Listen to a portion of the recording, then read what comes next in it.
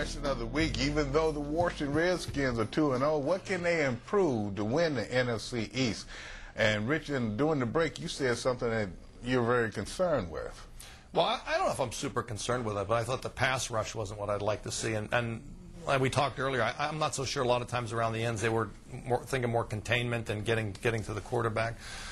But they got to beat people, Tony. You know, the one-on-one matchups, even the linebackers, they got to beat people and put pressure on a quarterback. I think that would help them out a lot more. Exactly. You got to see those guys keep moving their feet and get some penetration.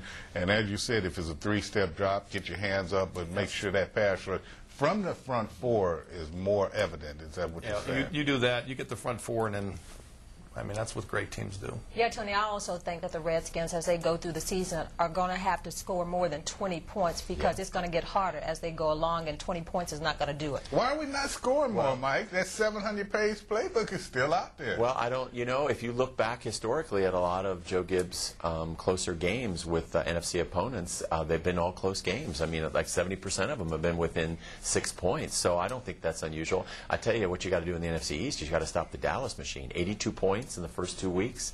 That the Redskins defense versus the Dallas offense. There's the matchup for the title. Well, let's look at the NFC game. Now, Philadelphia, which lost on Monday night, they go into Detroit, who is a surprise team, but I don't think they're really that surprised. I think Philadelphia will win that game, and so that puts them right back into the fray. See, I still think Detroit, you going into Detroit, and the Eagles right now are beat up. McNabb is not playing well, and I think that team is in disarray. But Detroit, to me, is coming on. Don't close your eyes. Wait a minute, do you think maybe they didn't call well for McNabb? He is coming back off an injury, and why not? And your running back is running great on Monday night, but you having him throw the ball.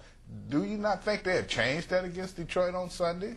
I don't think they do change. That seems like the Eagle team that's been here for the last 5 years. And we talked. They haven't Eagles really haven't upgraded much. Yeah. You got a quarterback that's semi-gimpy, so I'm not so sure how good the Eagles actually are. And some of my sources have said. Here we go. We tried to get through.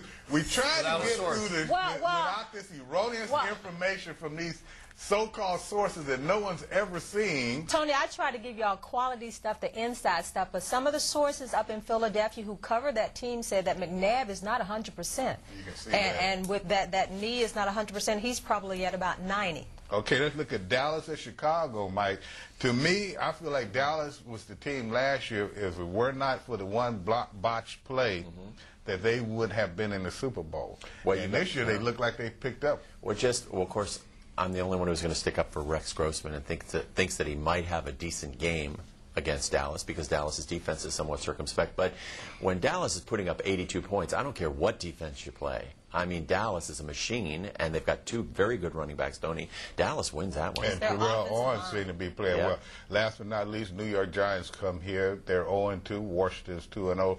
But that doesn't matter when the NFC East play, Rich. No, it doesn't. And well, we have another situation where the whole right side of our offensive line is new, and if Michael Strahan gets back and starts playing, he could cause some problems over there. So you never take anything lightly, like in the league. A wounded animal, you know, comes out strong. I tell you, and this is a scary game, but it's a game that's very good for them. They can win this game and really get a foothold on the NFC East, or at least stay even with Dallas if they were to win. At the same time, they can knock the Giants down another notch. And then when that game comes in later on in the season, it may be a little easier. Speaking of later in the season, Sports Part Challenge.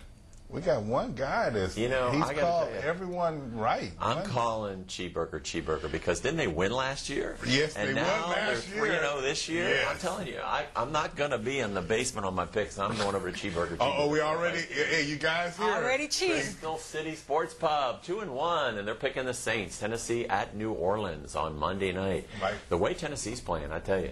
Kirkpatrick's New Orleans Saints, they're 2-1. Martini's, Doc, come on, Saints, Doc. 1-2. And we're coming up on the big one here at the bottom there. But let's get to Crystal City Restaurant. They're picking the Saints, 1-2. Greavy's the Saints. Man, the way Tennessee's playing, they almost beat Indianapolis. What are you guys thinking? Cheeseburger, and that's why you're 3-0. I don't think Tennessee is going to win that game. Really? I know they've played well. They've been a big surprise, but to me, I don't see Tennessee. Jeff Fisher just got a 4-year extension on his contract there, man. He's going to be ready. Well, New Orleans has been a big disappointment. And I think New Orleans will come back. Speaking of coming back, Donna have come back on the picks, but we'll do the hot games first. But then you have to look at the picks because you notice Mike's not saying anything. What's happening with that? Rich, I need help. We'll be back. I need help, Rich.